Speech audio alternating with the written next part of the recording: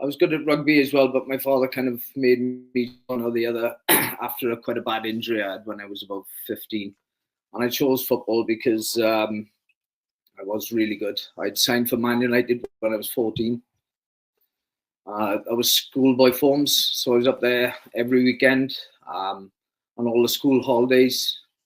I was played with some of the first team players that have gone on to play in the first team. Wes Brown was in my team. Danny Iggy was in my team. He went on to play for Coventry. Nobby Stiles was the manager there. So yeah, I was just very good at sport, and that's I think really I just concentrated on sport. I didn't really I think going back now, there wasn't so much of it then, but I think I had a bit of ADHD and I wasn't a very good reader, so I fell behind a lot of my schoolwork. So I wouldn't say I really done well at school, but I was thinking I was going to be a professional footballer, so I put my energy into that. So you excelled at sport. You had this great goal to become a professional footballer or soccer player for our American viewers. And then as you were leaving school, what was your next move? Well, I didn't quite make it at Man United, and they released me. As they released me, I had quite a bad injury, and I was out for a while. But then I ended up signing for Oxford United, and so I done an apprenticeship footballer. I was an apprenticeship footballer with them, and the manager I signed under he had transferred before I had a chance to play for him, and the new guy came in. I didn't get along with him, so I transferred again into Cardiff City, and I got myself in the first team there. I had a game there. And again, I didn't have much luck with injuries. I was out for a good few months towards the end of the season. And they didn't quite offer me what I wanted at the end of the season. So I ended up leaving there I had an opportunity to go and play in New Zealand because my father he was quite a good football coach at the time. And he met a couple of coaches from New Zealand and they were offering places to go and play for a team over there. So I went over there and tried that. But it wasn't quite what I expected, so I came back. Came back after about 6 months, and I was going in and out of different kind of part-time professional teams locally in Newport. They're actually in the Football League now, but Newport weren't at the time, and Merthyr. And I just kind of got a bit lost, really, because I felt that my professional football dream was kind of slipping away. And a couple of my mates had... a lot of my mates actually had joined the forces at the time. I had a few in the army, a few in the RAF, and they were just really enjoying themselves. And just one day, by chance, I walked past the careers office and walked in there, and I happened to bump into a Marine, and he asked me a couple of questions. He asked me what I was doing, my job at the moment. And I told him I was a professional footballer or apprentice professional footballer. And he said, "Oh, you're quite fit." And I said, "Yeah, I've been, I'm quite fit.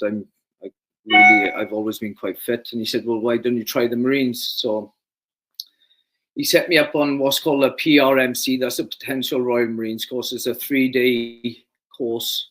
You go away and you just have a taster for it. They put you through. They put you through the ropes or whatever they call it. And I just really enjoyed it. And because I was fit, I kind of excelled as well. And it gave me a bit of a confidence boost. So I came back, had a bit of a think about it, and then just signed up for the proper thing. And went from there. Then we've done, the Royal Marines is the hardest military training in the world, 30 weeks of infantry training. It's the longest military training in the world. So I think it's up to 32 weeks now. Could you describe some of the training? Any highlights of the training? Any stories? Just being very cold all the time, very tired all the time. And you're pushing yourself to the extremes in the cold, the wet, sleep deprivation. And carrying lots of heavy things on your back. Crawling through all sorts of, nasty stuff. Just basically it's just pushing you to the limit, so that when you're put in that kind of environment, in if you have to go to war, then you've already experienced the toughness of it. So yeah, they put us through some very tough things, and I did come out a different person the other end. I was really glad I did it, because I was a bit green going in there. I didn't really know anything about, some of the guys I knew who were in the cadets beforehand, or they'd done kind of a bit of training towards it. And I couldn't even iron before I went in, so I had a big shock. It was a big culture shock to me. In fact, in the first week, I wanted to come home, but I stuck it out, and yeah, I'm glad I did. I ended up passing out as an original, because it goes in stages of 2 weeks. So if you fail that 2 weeks, you go back and it's called going back trooped. And I passed everything first time, so I passed out as an original. I think it was about 57 who started, and overall who came through the troop, there was over 100, and I was one of the 11 that finished going through first time. And like I said, I've always been very the PT medal, so that's all the best times for all the tests. So you got the commando test and the obstacle course, the Tarzan course, and the endurance course, and the other tests are done as a group. So I had the all-round best fitness award. Got a lot of people in the chat saying thank you for your service, including Claire Alice, and coming on and sharing the story with us. I've got a question about when you get pushed to your limits then, Jamie. At this young age, imagine you're back there now, you're getting pushed, you're at that moment where you're pushed to a limit. Are you rethinking getting involved, or are you thinking, this is for me, I can take this? Say that again, sorry, Sean. So, you said you get pushed to your limits. So imagine you're in your training, you're pushed to your limit on an occasion. What's going through your head at that moment when you're at that limit? Are you thinking, maybe I shouldn't have engaged in this? I don't know if I'm cut out for this. Or are you thinking, I love this, I can handle it, I'm going to keep going? I think in the beginning it was just a culture shock, where you get in there and you get given a number and you get called. You got to memorize that number, and you basically are that number for a bit. And they kind of take the person away from you, and you're getting shouted at a lot. And it's like you're back being a kid again. And I remember the time I had curtains going in there, and they shaved that off straight away. It was just like, what can I say? Yeah, just like you had all your kind of rights taken away, basically. You could quit, but I didn't want to quit. I've always really fancied a challenge, and I was loving all the fitness stuff, but it was like it was like you had your freedoms taken away, and for that short period of time. And it was a bit of a culture shock. That's what hit me the most, because I was managing the physical stuff, but it was the cold that was the hardest, and the sleep deprivation. That's nothing to do with fitness, but I suppose it is mental fitness in the end. That's where you get your mental fitness, because you just got to keep going, and you got to keep concentrating, and you got to keep it's that mental kind of strength then that they build into you then. What would you credit with keeping you going through it? I don't know, really. I just really wanted to achieve that Green Beret, because I knew it was not many people went into the Marines and succeeded to that. And I had a lot of people telling me, you'll never get in there, you'll never listen to anyone, you'll fail. I think that was what kept me going. People telling me that I would fail. So, and I think only after it was after about 6 to 8 weeks, and I wouldn't say I found it easy, but it was just getting more enjoyable then after that, because it is a lot of bullshit in the beginning. They kind of you don't do much of the outdoor stuff, which what I was looking forward to is lots of ironing, shining boots, and bloody even when everything's perfect, they come in and they just rip it all apart, say it's not good enough, and then it's like just trying to mentally break you. So that was quite tough in the beginning. But once I got into all the kind of action stuff, running around in the woods with guns and bloody the kind of just playing army like you was when you were a kid, then and learning all the the skills, all the weapon drills and stalking and all the good stuff that came later on, and that was a lot more enjoyable then. So what happens when you finish training? Where do you go next? Well, I had quite a busy time when I was in there. I literally, after we passed out, I think I had a week or two off. Then I joined HMS Ocean, and they were in Marseille at the time. And we were told that we were going to go on a Mediterranean tour, just training in all different countries around the Mediterranean. And then within 2 days, literally, we were told we're going to this barbecue, first of all. It was in France somewhere, and that there was going to be possibly even film stars now there. And then there was a massive change of plan all of a sudden. And they said, we've been called down to Sierra Leone. So we went, we got taken to Gibraltar, done a little bit of training there, kind of weapons training. And then we sailed down to Sierra Leone, took us about 2 weeks. And that was a bit of a shock, because we literally went straight into a operation down there, which was, obviously then it's the real thing. Very serious, because there was a lot of troubles going on down there at the time with the diamond mines, and there were a lot of gangs running around and doing lots of bad things in the local villages and in Freetown. And that's where we went in. We went in down there, and we took over from the paras. They were there just in before us, and we relieved them. And we were doing peacekeeping duties down there, where we were building hospitals for amputees. We were just doing vehicle checkpoints, patrolling the town, and generally kind of keeping the peace. What was the atmosphere like when you arrived? Yeah, well, it was like I said, there's a lot of bad things happened. These gangs were coming into the town, and they were coming in with machetes, and they were really kind of they were doing some bad things. They're chopping people up, and people were losing arms and legs. That's what we were kind of helping to build these amputee hospitals and schools, etc., because they were coming in and just wrecking the place basically, and they were taking children away, killing the parents, and then these children unfortunately were kind of taken into these militia groups then, and they were kind of being trained up as soldiers as well. So how does that feel, to go from training to seeing amputations and things like that, real world violence?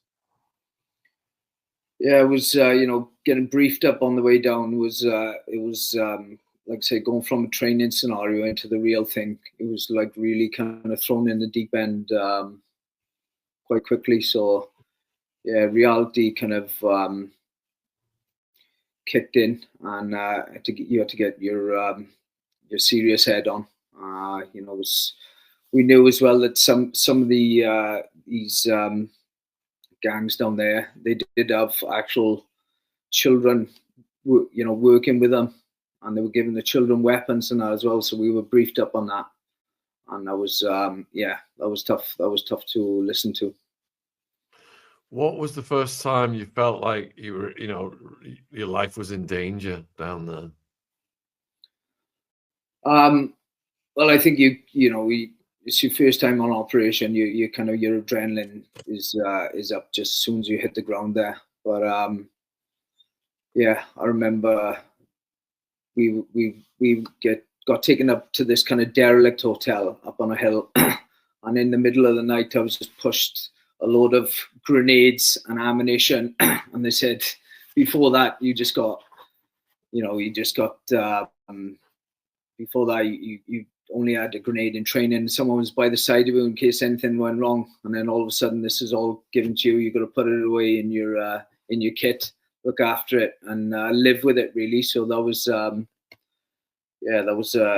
big kind of reality check. And like I say, you really got to switch on then. And but luckily down there, we never had to fire our weapons when I was in Sierra Leone.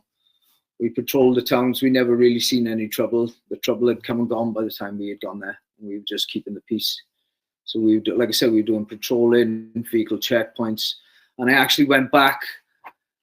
I think we were there for about 6 weeks. Went home, had a bit of a break. Then we went on another Mediterranean tour. And we got called back down there again because these gangs had come in and done the same kind of thing again.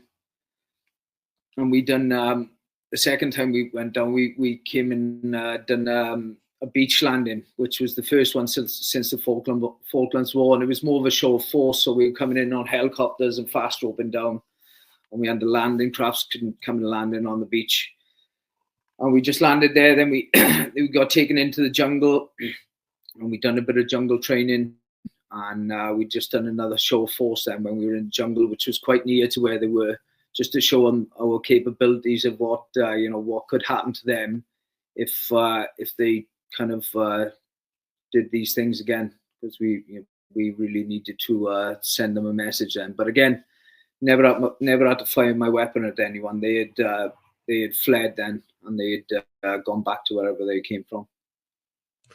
Got a question from one of the viewers, from Claire. Thank you. Do you know whether any of the amputations were witch doctor related? Kind of like, or did you ever see any paranormal or demonic activities down there?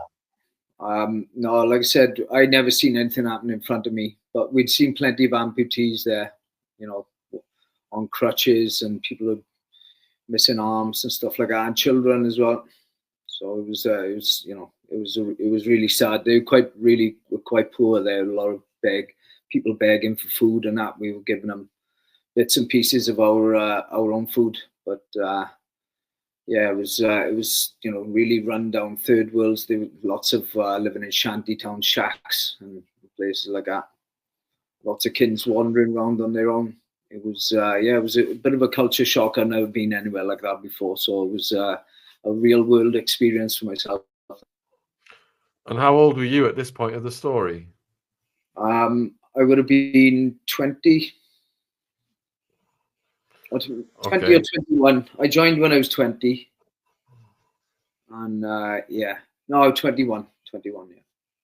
And where did they send you to next? So that was the second time I went to Sierra Leone. After that, then I'd done a tour of Northern Ireland. Sorry, I got a dry throat. I'd done a tour of Northern Ireland. We'd done 6 months over there. Again, that was peacekeeping. Never had to fire my weapon over there. We were up in the watchtowers, so doing surveillance and out patrolling in the fields and the towns. But it was quite, it calmed down a lot by the time I was over there. And never had to fire my weapon. Never really seen much trouble over there at all. And where did you go after that? We've done a few things in between. I'd done like Arctic training in Norway. That was quite tough. That was really tough, actually. That was, training for kind of the Arctic threat, and done all the cold weather training. So it's kind of like you're jumping in the ice, and we're working in sub-zero temperatures. And they stopped the training at -30, and it was getting up close to there quite a lot, and even above there. With the wind chill would be. I've actually damaged my hands from that, and my hands are no good in the cold at all now anymore, because they just got too cold up there, and they've had some kind of nerve damage. But there was really tough training in that weather, and you're carrying a lot heavier kit as well, because you got to carry tents and sleighs, and you're skiing around everywhere. You ski. I didn't know you could ski uphill, but I found out that you could, and that's tough for some of the backpacks are in the ranges of 10, 11 stone, and you're going up and over mountains. And it's difficult to ski. It's not like downhill skiing where the skis are fixed. These heels come off in the tally mark skis, so it's a lot more difficult, especially with that kind of weight on your back. And if you fall with that kind of weight on your back, you really mostly most of the time you're getting someone to pick you up because you can't even get out the snow. Would you say that throughout your career, the exposure to the cold was some of the hardest moments for you? Yeah, I think so. I think so. That was some of the hardest, and the sleep deprivation, especially when we were in Iraq. I remember going for almost 3 days in Iraq once with no sleep, and you know, you got to stay switched on, and it's really difficult to stay switched on, especially in that kind of heat. And you got a lot of weight on your back, and you know, the threat was real over there because we were in firefights over there I'd say probably twice a week, and sometimes you'd be in firefights all day. So you'd be, All right, let's slow this down then and go back a bit. How old were you, and what year was it when and why were you sent to Iraq? well, I was probably I was 2003. So I joined when I was I'd say I was about 23.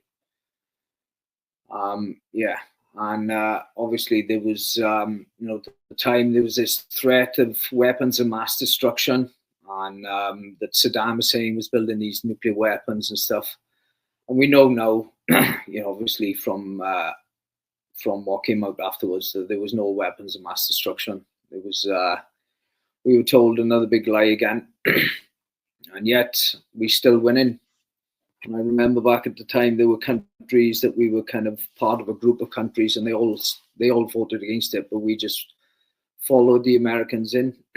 All of a sudden there was a bunch of bombs going off in Baghdad, and we were actually waiting in Kuwait at the time. We were in tents in Kuwait, doing a lot of training there. We were there for about 6 weeks, maybe 2 months. And yeah, we were doing a lot of training drills, and doing a lot of education on landmines and tanks and stuff like that, because we were fighting against them. We were fighting against the Iraqi army. This was before it turned into a kind of like a militia army, and all the kind of yeah, what do you call it, the guerrilla warfare that happened later on. We were fighting, like, I'd seen tank battles going on to the front of me. There was lots of landmines everywhere. And yeah, we got sent. Let's say we were sitting in Kuwait for I'd say roughly about 2 weeks, and all of a sudden there was Scud missiles going off in the desert, and they were looking for us. So we had to pack up quickly, and yeah, all of a sudden then we were sitting in lines waiting to go into Iraq. And that first night, all the guys who were sat next to me, like you sit in lines and sticks, they call them. And all the guys that went up in the helicopter before me, their helicopter nosedived in a sandstorm, went down and killed them all on the first day. So yeah, that was quite tough, because our helicopter that came to pick us up, we didn't know about this. We actually went up in the air and came back down. We literally went up about 100 foot, came back down. We didn't know what was going on.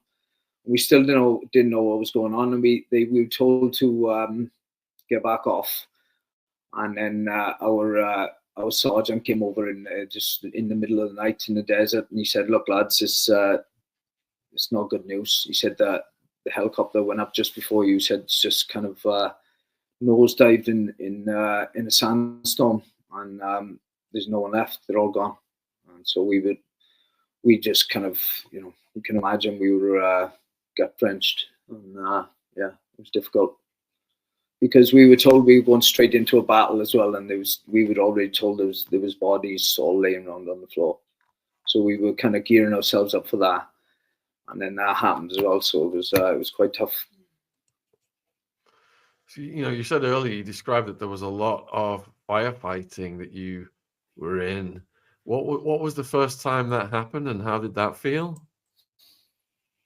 Yeah, well, we went straight into a firefight. Really, we got off the helicopter, and then we advanced on this position that there were known enemy forces in there, and yeah, we just advanced on that position, and we ended up running through landmine fields. Luckily, no one stepped on them.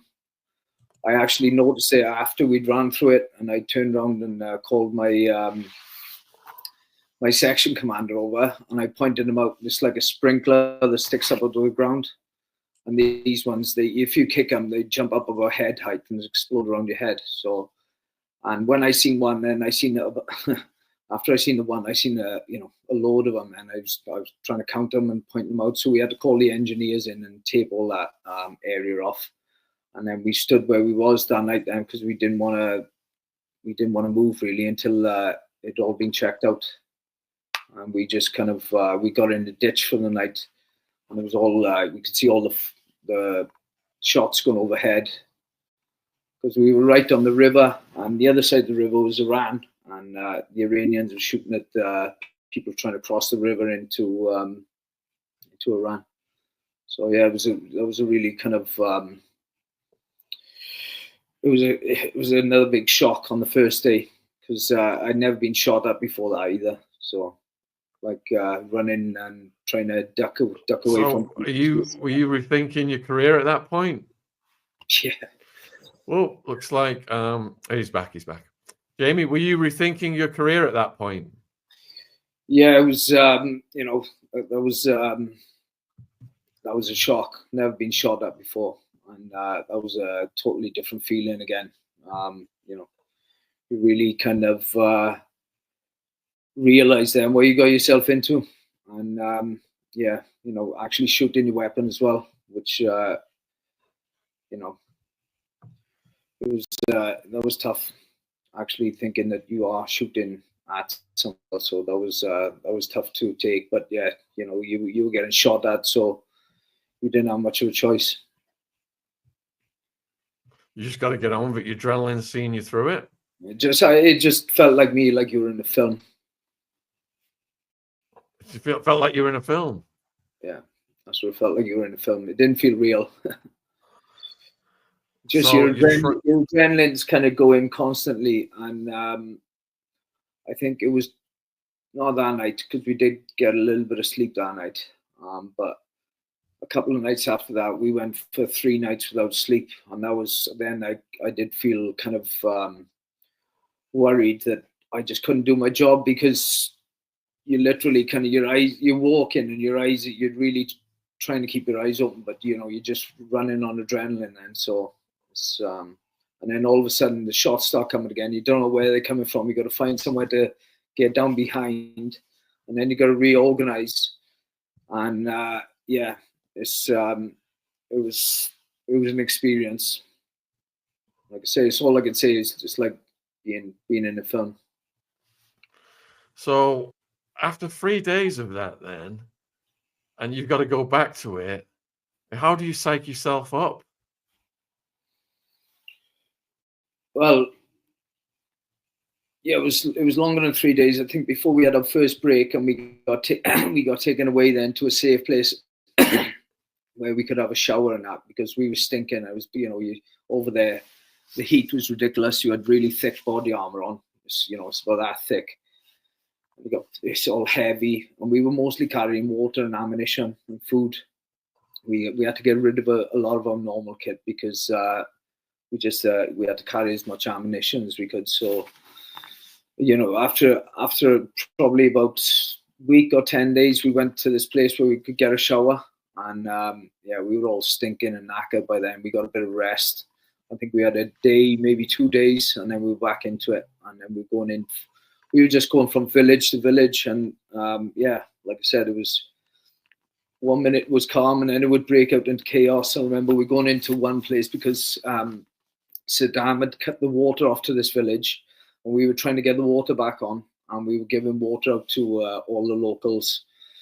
And as we were at this water plant, we were just fired upon again, and we didn't really know where it was. I remember I was down behind a curb, because there was a lot of kind of bunkers dug in there, but we were told not to dive into any bunkers in case they were booby trapped. So we were just, and so a couple of our lads broke their legs as well, because we were jumping off the back of the lorries as they were going, because normally on the back of the 4-ton trucks the sides are up, but the sides were down on this, so we were just hanging off with our legs off. And all of a sudden you can hear the ricochets of the bullets hitting off of the lorries, so you'd have to get off, even if it was going. and you'd get off, you'd tumble, or you sit down there and be shot at. So it's one or the other. And yeah, it was yeah, it was just constantly different experiences. Sometimes you'd be running from building to building, and then each time you run from one building to another, you're getting shot at. And, yeah, but you know, that the initial war where they actually kind of went into Baghdad and took it only lasted up to about 5 or 6 weeks, I think. So it was over quite quickly, and then we were pushed out into, well, we took we went into Basra Palace, and there was no one there actually. They'd all cleared off before we got there, and then from there, then we got pushed out into the oil fields, where we kind of guarded them for a bit. It was, you know, in the first Gulf War, they all got set alight. So we were out there for the last month, 6 weeks, just making sure nothing happened there. And from there, then we went home. But for that month, like I say, for that month there, I remember once as well, we got tasked to go down to this. We were told we were going to a bridge, and there was no bridge there. It was just a river. And but the army had one of these vehicles that turned into a raft, and it was ferrying all the tanks across. And it wasn't many of us, and we were told that we were guarding this crossing point, and to the front of us there was a tank battle going on. It's about 10 miles to the front, but you could still see the explosions going on. And they said if we end up losing that tank battle, they're going to come this way. And they said they said you need to get your life jackets on and jump in the river, and we'll pick you up downstream. And we were like, we said we haven't got no life jackets. And they said, well, you're just going to have to jump on your Bergen, which is your backpack, and float downstream, and we'll pick you up. And I thought, wow, that's quite crazy. And yeah, that night, I remember just watching it to our front, because obviously you take your turn on sentry and you can see all this going on to your front. And yeah, every now and again you see an explosion. Did you lose anyone close to you down there? No. One of our own lads kind of, I remember him, I think he kind of shot his own fingertip, because as we were going, we were getting shot at, and we went up this narrow lane, and we all had to pull our legs up. And as I pulled the leg up, he kind of shot at the tip of his, he had caught the corner of it. But no, like the only injuries we had were a couple of guys broke their legs jumping off the wagons. Luckily, like I said, no one in my troop. I never really seen anything bad happen. We were quite lucky, because there was lots happening. One of our viewers, Scott, wants to know if you were fighting alongside the Americans. Yeah, but they were there. The helicopters we went in on were American ones. They were there, but they were more at Baghdad. We were more down south around the Basra. We worked up from the place called the Alfo Peninsula up to Basra, and that's where we finished around there. And he's asking, did you have air support? Yeah, if we could call on it. We were using our mortar. We called it mortar fire once when we were in an attack.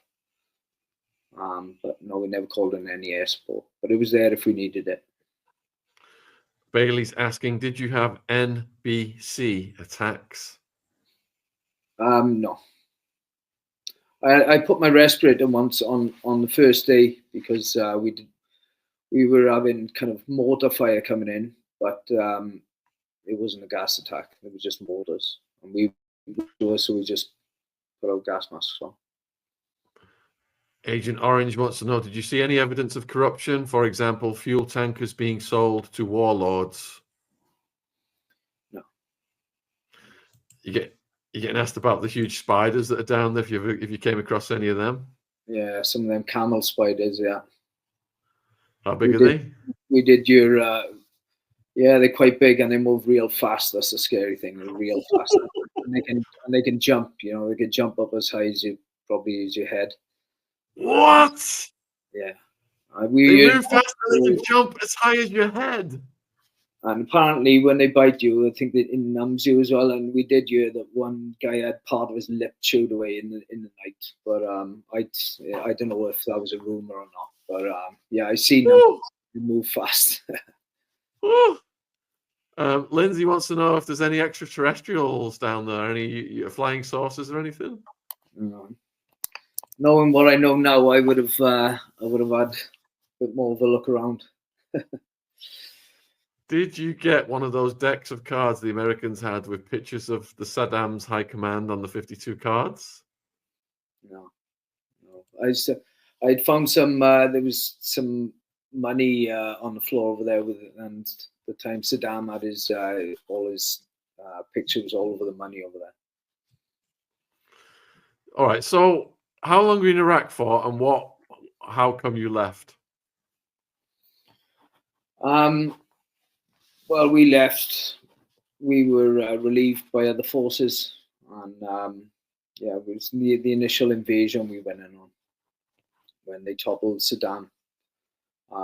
After that, I never went back. It's literally as soon as I came back, my notice was in to leave, so I left, and I got out. What was it? That was all happening in around March, April, May time, and I was out by September. And, what was your decision? What was your decision to leave? I left. I left a couple of different reasons. I met a girl at the time, and I was literally away all the time, and that was part of the reason. Another reason was that I got put into a job that I didn't want to do in there, and I ventured into. Thing is, in the Marines, they're kind of self-sufficient, so they do all the jobs themselves, all the chefs, the clerks in the office, the drivers, everything else. And because I